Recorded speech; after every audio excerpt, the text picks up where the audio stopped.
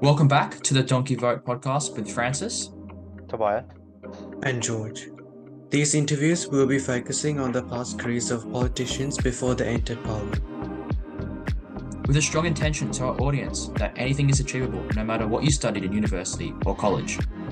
If you like this sort of content, please make sure you like, subscribe, comment, and share with your friends. Also, we are on YouTube and Spotify, so make sure you follow us on those platforms. Make sure to follow us on Instagram as well to keep updated with the latest episodes and reels that we release. Enjoy the interview.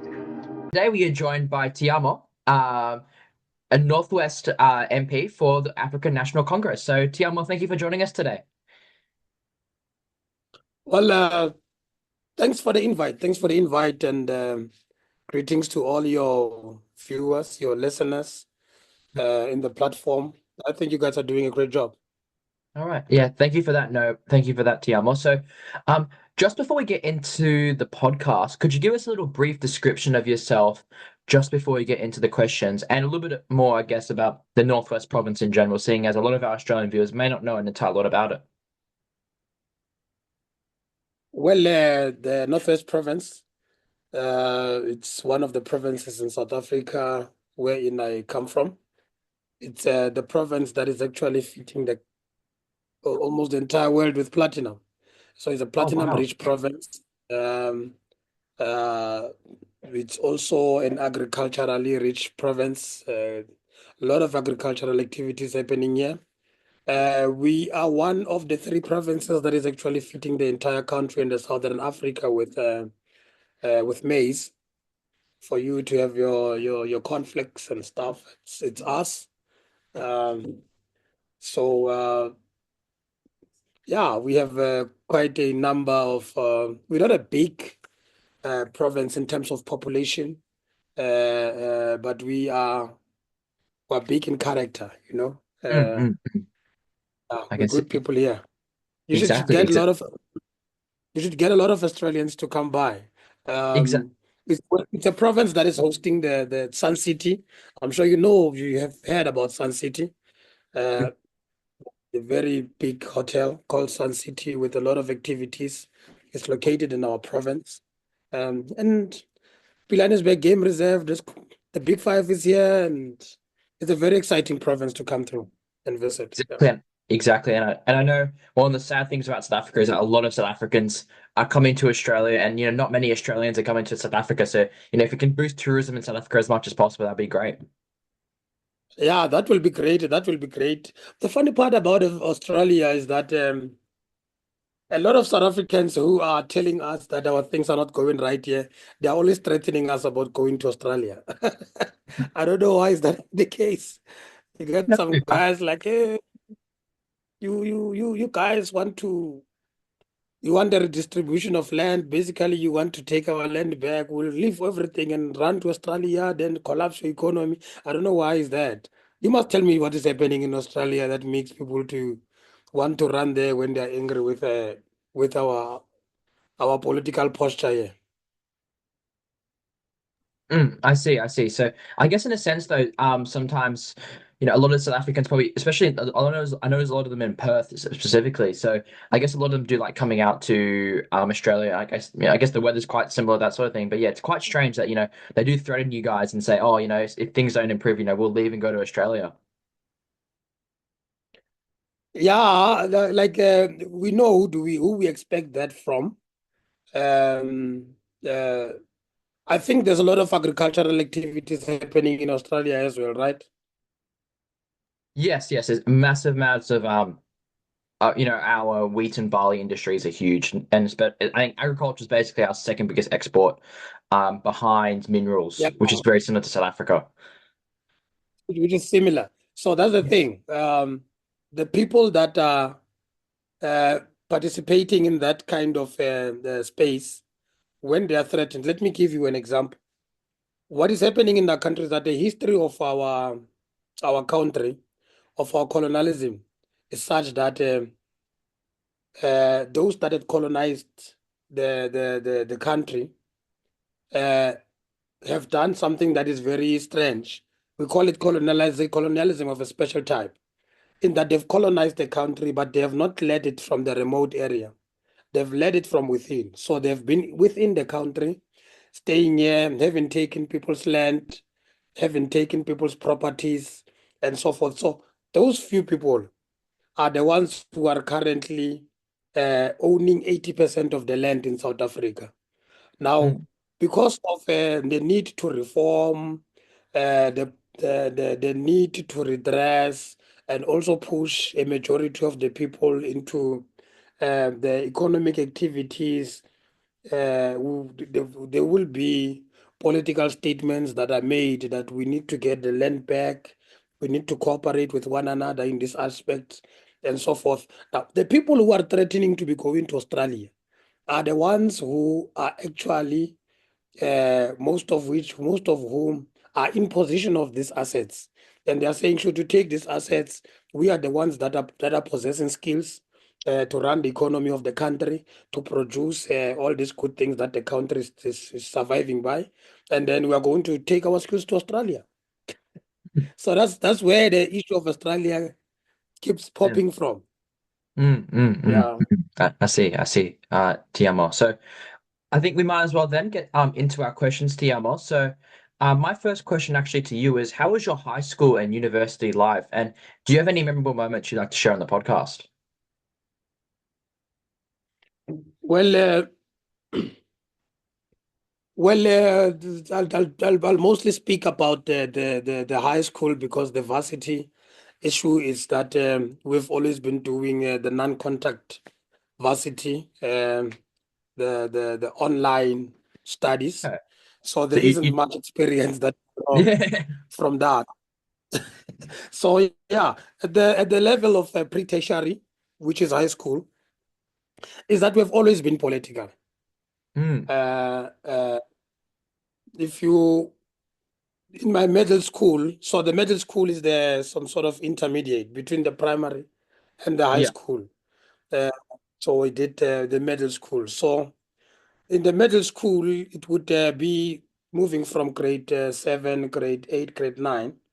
I became president of what we call student representatives, or otherwise called RCL, uh, from grade 8 and grade 9, and went on to high school and still participated in the RCL because we have always uh, been vocal about the issues that people are going through starting from the high school level. It would be our concern to look Hmm. at other kids, see that they don't have anything to eat.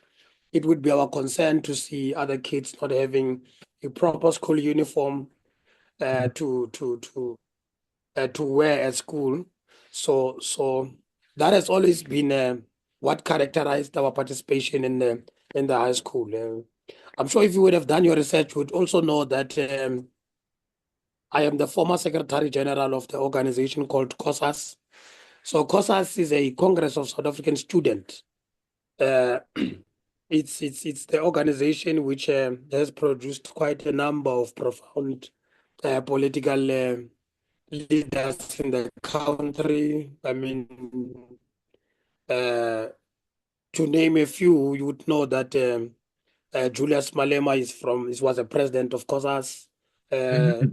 Lebogang Maile was president of COSAS. Lulu Johnson, who ultimately also became the president of the Youth League, was a president. So COSAS has always produced uh, Is for uh, for a number the of MPs. politicians for the country and as well as MPs. Now, now I was the Secretary General of that. So what does it mean to be an activist and a leader of COSAS? It means that you would have joined the organization which is aligned to the African National Congress at the high school level, because COSAS operates at that level. So it means, like I'm telling you, um, uh, an activist of COSAS would concern themselves with what is happening about the politics of society around them. How are these politics influencing the situation in schools? And how is the school responding to it? Because we have always said that we are members of society before we are school children. So So we've always said that in as much as we are in school, we need to participate in fixing the society. For instance, if there is a drug problem, a problem of trade of drugs in the society, that problem will also manifest in schools. We'll begin to see school kids either selling drugs or using drugs. That will then create problems for the schools. So it becomes important that you resolve the issue of drugs in the society so that it does not spill over to the schools. And that becomes one of the responsibilities which then the Congress of South African Students take over as its responsibility. So we come from those ranks. So you can imagine that our high school days has always been dominated by political activism. It has always been dominated by Mm, the toy for this and that, and shaping the society as mm, such. Yeah. I see, I see, and I guess in that sense, that sort of experience within a youth league, like as you were talking about there, is really, really crucial towards your political career. Being able to work with, different sorts of stakeholders and that sort of thing, and being able to represent, especially young people in high school at that time, has really put you in good stead to be able to be a good representative for the people of the Northwest Province.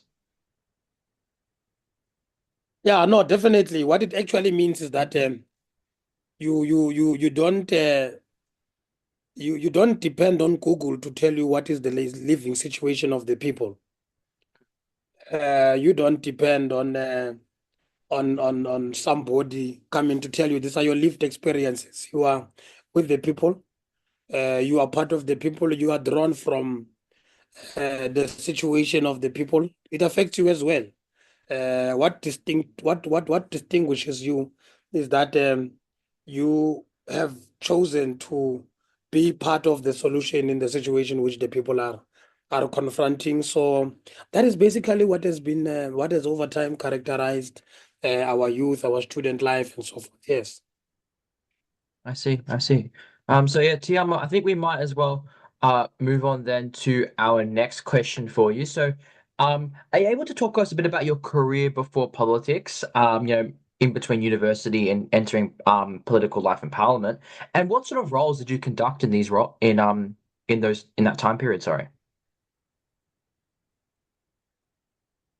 That is a very difficult question to respond to. I don't know the life before politics. Oh, Like I told you that I told you that we have participated from a very young age. mm, From I would not have had any life before politics. Look, what we can tell you is that we are social activists. We were involved in with some friend of mine in the company called School Media. So mm, these companies have it used to bring the brands, various brands into the school level. That too involved some schools. So it would bring and advertise some brands into school level, and then that would be able to create some revenue because he figured that schools themselves, they have quite a number of people who can otherwise possess a certain buying power, but brands don't normally look at those spaces as spaces where they can advertise. So he would bring some billboards to schools with various aspects, but more of the adverts were were products that can be beneficial to the students or the teachers. mm, So that's what we used to help him with that. Uh, I'm a person that have always participated in agriculture. Uh, Outside of the political space, there is one organization which we also led that is called Youth in Agriculture and Rural Development. So what this organization does is that it mobilizes young people to participate in agriculture and also um, coordinate with the government to get to get these young people the necessary support. So out of that organizations, we coordinated many young people to form themselves into agricultural cooperatives, uh, and we coordinated a lot of assistance either from private sector or public sector so that they can be assisted. And that was a good program because it produced a lot of youth in agriculture. They produced a lot of people who would be very important in the cause of ensuring that there is food security in the country. So you realize that all these things, one way or another, they are linked to the political life. So hence it becomes difficult for me to answer a question that says, what did you do before politics? The Mm. only thing I did before politics was to get born. I guess that's a good, and I guess, and I mean, at the end of the day, some people, spending a lot of time in the political system is very, very important, and it does teach you a lot of different things, and gives you different sorts of experiences. So, I guess in that sense, Siamo, you were basically born into politics, and your whole life you spend in there. So, but now you're in Parliament, so hopefully maybe one day you might become a minister, and even further, or maybe become the president of South Africa. Who knows? Who knows? Who What knows? Who happens? knows? Just give a president a call. I'm Yeah, hoping Cyril Ramaphosa is not watching this interview, TMI. I'm hoping he's not watching it. it will be good if he watches it. He'll get a little bit. He might get a little bit scared. Who knows? Who knows? Um, but yes, I think we'll move on then to our next question then for you, Tiamo. So, um, with the 2024 election just being completed a couple months ago, what are some of your key priorities in Parliament for the next 5 years, and mainly especially for the Northwest Province? Well, I think that you may know that currently in our country, no, there hasn't been an outright winner of elections. So the leadership of the ANC has done something that is very well, that is good, of bringing everybody else in the table and saying, look, let's give expression to what it means that nobody has won elections outrightly. So let's govern together. Um, and then I think that is one thing about the ANC is that it has always provided concrete solutions to issues of the country, and all the solutions have been crafted in such a way that they don't expose South Africa to unnecessary instability. And I think that is what people must begin to see when they look at the ANC. But coming back to this period, we must appreciate the ANC for having provided that kind of leadership. So we must say, what does it mean to be in Parliament that is having such characteristics? One is that everyone, in terms of the document which brings everyone who's participating in this GNU, they know that the primary thing is that we must all ensure that we we we we ignite the economy in such a way that it's able to create the employment for our people. Um, that we ensure that we stabilize government and make sure that it is able to respond to the challenges of a developmental state. Now, the Northwest Province hasn't been an unstable province politically. What happens in the Northwest Province is that we have just been affected by a number of unfortunate instances whereby uh, corruption gets to affect the delivery of services to the people, and I think that uh, that has to be brought to an end. Of course, it hasn't been prevalent for quite a number of years now, meaning that we have been able to at least push it back. But the point I'm raising is that we must cut it off, because the problem when you see a school being built and it's not complete, it means that young people who are supposed to get into that school are disadvantaged, and many generations thereof are disadvantaged. But why must we have a situation whereby people are given money to build a school and they don't finish it? Why do we have a situation whereby people are given money to build a clinic a sports facility and they don't finish it. So I'm saying those are things that um, Parliament, through its oversight and so forth, has to nip in the bud, Mm, ensure that the necessary oversight is played to drive service delivery and go mhm, and examine the quality of the service delivery, because even those who sometimes finish programs, projects, you'll find that the quality of the work that they did is a bit shoddy. You'll find that this person has built a tar road, but this tar road can't have long life. In 5 years, it's out of shape. It's gone to waste. Uh, so not only must we deliver services to the people, but we must be able to deliver quality services to the people so that mhm. we don't have a back and forth Exactly. situation in addressing the problems of the people. Yeah. So that's Yeah. what I think the oversight work has to be able to do. And then if we can be able to get it right in the Northwest, we can be able to correct a lot of problems. Uh, so I think that we must also ensure or encourage uh, the leadership, both in Northwest and that of the country, to say we must focus on the economic growth and development of the Northwest. There is a lot of potential here. Mm, Uh, one of the things which we think that we must be able to do in the Northwest is to build industries. I would have told you before we started that the Northwest province uh, is one of the biggest producers of platinum, not only for the country but for the entire world. Uh, Also, it produces chrome. It produces a number of minerals. It also produces beef, get best bone marrows in the Northwest Province, and agriculture. But what we don't have in agriculture, I mean, in the Northwest Province, is enough factories that will be able to process all these things that we are producing. mm.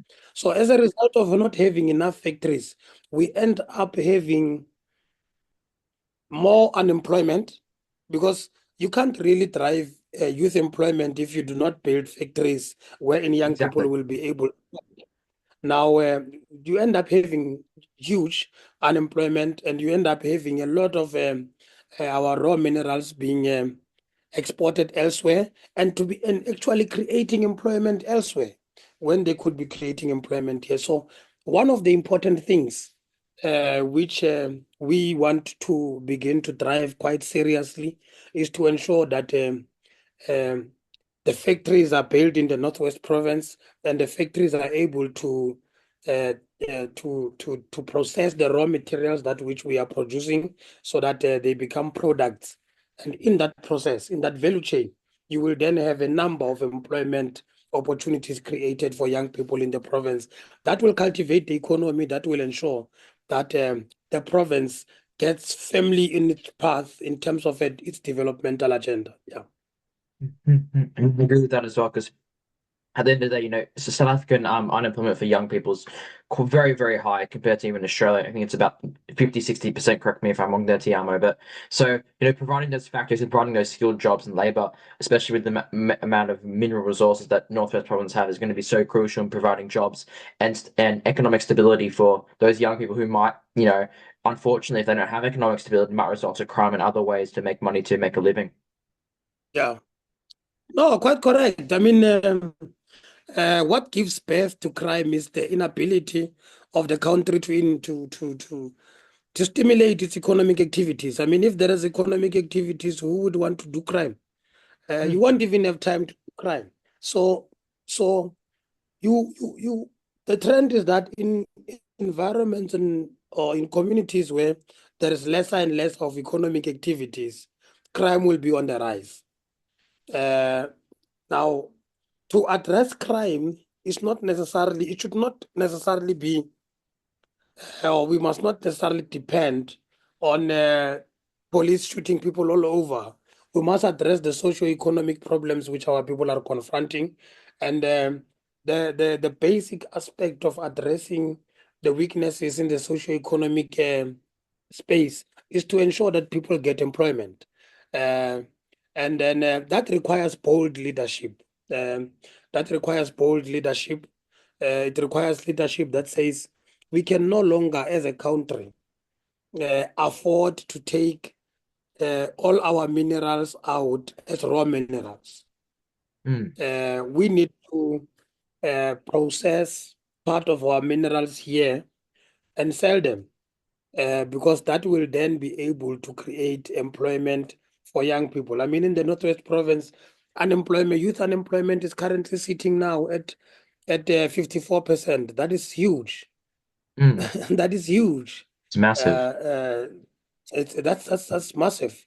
There are government interventions to try and mitigate against that, but the point we are raising is that unless you get the participation of the private sector, or unless you create corporates, state-funded corporates that will be able to respond to that challenge, you won't get it right. Um, uh, Government in any way is not designed to absorb such a huge labor force within itself. You're going to have big problems. Now, the only way to respond to that is that we must get private sector to come in, but we must be able to create the necessary conditions for the private sector to be able to come in. Exactly, exactly. 100% agree with you there because at the end of the day, creating that sort of economic stability and creating that environment where, economic growth and jobs can be secured is so crucial to, reducing the amount of youth unemployment we're talking about, which sadly is at 54% in Northwest Province, which is, extremely high. And, hopefully with the government coming through now and, new measures being put in place, we can see some adequate and some good change being put through. No, for sure, for sure, for sure. Look, I think there are good plans all around. Um, what may be lacking is the necessary boldness on the part of the leadership to implement these plans. Um, you look at the question of the land in the country. You can't invigorate any form of economic activities if you do not have the equal distribution of the land. I mean, even with a person who otherwise would not have had bothered you on anything, if they don't have a piece of land, they're forced to bother you, because then they cannot utilize their skills to ensure that they have something that fits them, to ensure that they produce something which they can place into the market. So they are hamstrung. They can't do anything. They must be able to depend on you to feed them. When in actual fact, they do have the necessary capacity to feed themselves. So that requires bold leadership. That requires the leadership that says to those that are comfortably in charge of the huge acres of land, to say that, look, you are not using all this land. Let us use some of this land and give it to people who will be able to make it to be productive and living for themselves, as well as participating in the economy of the country. But you have areas where land is lying fallow, quite arable land, and then there isn't any uh, bold initiatives on the part of the leadership to say that, look, we must use this land, as we must use it today. So I think that those are some of the things which, at least the ANC Youth League in South Africa is speaking about quite bravely. It's beginning to say that we can't have the leadership that is just quiet about some of these things. We can't have an environment where our people are not empowered to participate in the economy, and the way in which they can be empowered is to give them these pieces of land, is to give them the necessary instruments which will enable them to produce and in turn take part in the economy. Exactly, exactly. 100% agree with you there, Tiamo. So I think we'll move on now to our next question for you, Tiamo. So quite a important question on our podcast, but who would you say is your political role model or idol? Yeah, no. Look, there's a leader here that I like. Um, Have I heard of him before? Do you think I've heard of him before? have I? So, Pardon do you me? think I've heard? Do you think I've heard of this leader before? This certain guy? Ah, I'm sure you have. I'm sure you have. Actually, I'm told that he was in Australia the few weeks ago. You know, there's the guy called Kwete Mantashe. Okay. Is I've heard of him, but I don't know much about him. Yeah, so there's a guy called Kwete Mantashe. Yeah, he is the national chairperson of the ANC. He is a minister for minerals and petroleum resources in the country. Guy with a very good character, but also very good politics. He's the grandfather which every person must have, you know. It's, so he will tell you when you are wrong anytime. He will tell you when you are right. Hmm. Um, but he's not scared to voice out his views, even when he says his things alone. Even if he's the only one that says his things that he wants to say, but he will always voice out his views. You will always know what he's thinking. Uh, but he's also a leader that is able to practice organizational principles, even if he can have his own views. But when the collective have taken a decision, he will be the first one to rise and uh, and uh, and speak about the views of the collective, even if those were not necessarily his views. Um, he was the secretary of the ANC when Secretary General of the ANC when Zuma was a president, and then you know that when Zuma was a president, there was a lot of attack, there was high levels of corruption and so forth, and then he always attempted to put the ANC together. And then I think he was very instrumental in ensuring that the ANC rides through that wave and is able to also self-correct where in areas where it was found wanting. So I kind of like his leadership. Interesting, interesting. And I was expecting, we got one of the most important figures in South African politics, first president of the new republic of course, Nelson Mandela would have been a political role model and idol for yourself, Tiamo. Yeah, of course, the likes of President Mandela, uh, they have done good. The person that I hold very dearly to my heart is Oliver Tambo. Hmm. I think that he's extremely exceptional. He has demonstrated leadership beyond human capabilities. And then there's also Walter Sulu, who was always an act behind the scene. You know, he did a lot of good work. He has produced a lot of comrades who are very qualitative, but you don't see him. He was never president and so forth, but he was a very key actor behind the scene. That is Walter Sulu. Uh, Okay. so so those are the guys that for an activist of my kind, they go without mention, but they are the ones. There are others that are currently assisting. What the funny thing about all these leaders, which I would have mentioned, Hmm. um, is that the ones who I mentioned, who you said I must mention, the ones who have driven us towards the democratic South Africa have experienced their own challenges. Exactly. Uh, the reason I single out Kwete, Comrade Kwete, is that he leads the ANC when the movement is facing different sets of challenges.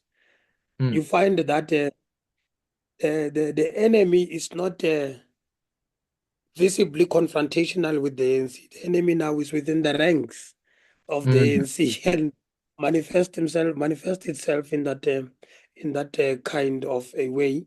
You need a different set of leadership with different capabilities to be able to ensure that the movement is able to thrive. So I think that one thing that the current crop of leadership of the ANC is sized with, and which is doing quite very well. I think they can do more, but they are doing it very well, is to be able to ensure that that the movement, which has gotten so much uh, uh, what kings over the past decline of elections, corruption amongst its cadres, is still able to sail and is able to correctly be within the trajectory of renewing itself as the Exactly. ANC is currently, and it's going to come all right. My second last question is, what made you run in the 2024 South African election, back in May? And what made you join the African National Congress? Let me start with the latter. I would have told you that we come from the organization that is called Congress of South African Students. Exactly. Now, Congress of South Africa uh, has a relationship with the ANC, and this relationship is brought together by what we call the National Democratic Revolution. So, this is a program or the vision that all these organizations have for South Africa.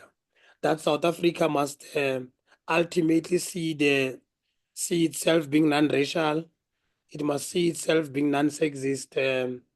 It must be prosperous as a country. Now, COSAS and the ANC share these ideals.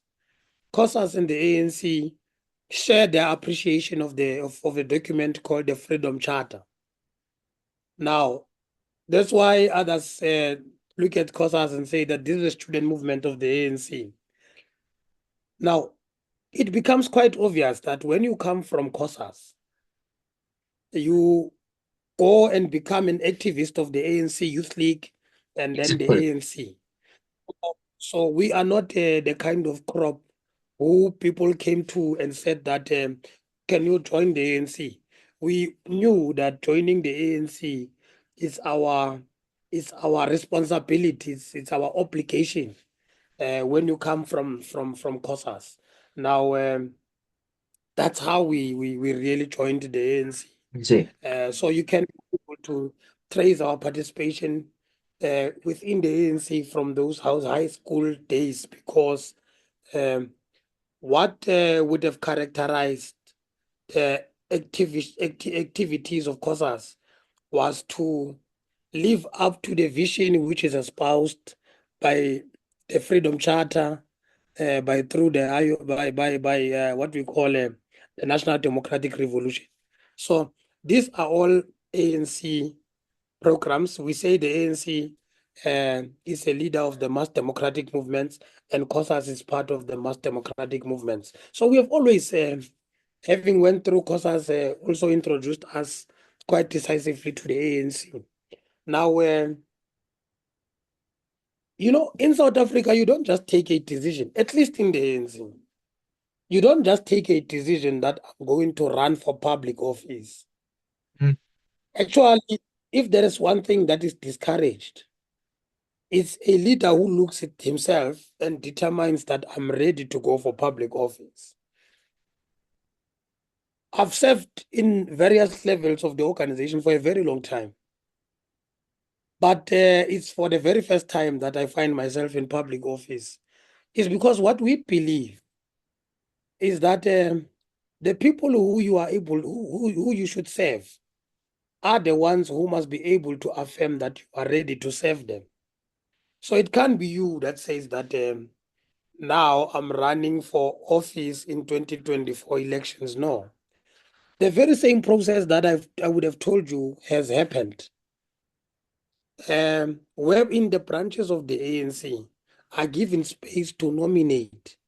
And the majority of them says that, no, let's nominate Tshiamo for province to national to serve in parliament. And many of them do so.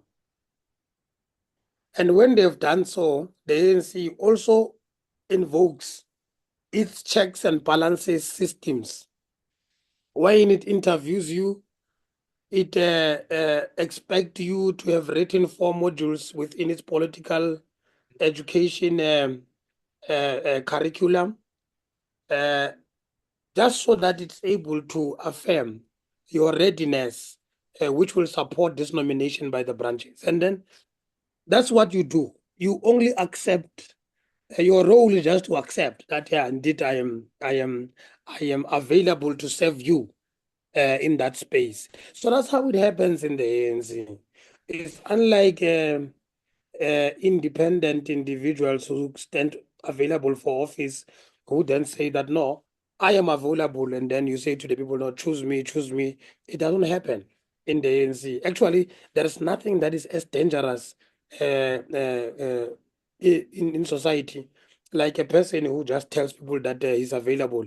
The person should be identified by the people that is going to lead, that we want you now to lead us because we have tested you in the space of our social conditions. You have demonstrated the necessary leadership capacity. And we think that when you enter into a space of parliament and so forth, you will be able to serve us correctly. Not that you must canvass the people and then only when you are in parliament, they see that, yes, yes, what is it that we've done to ourselves by taking this one to parliament. So that's what ensued.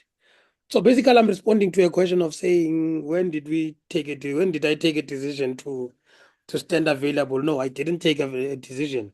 What happened is that after nominations, I just declared my availability and concurred with those that would have nominated me to serve for parliament.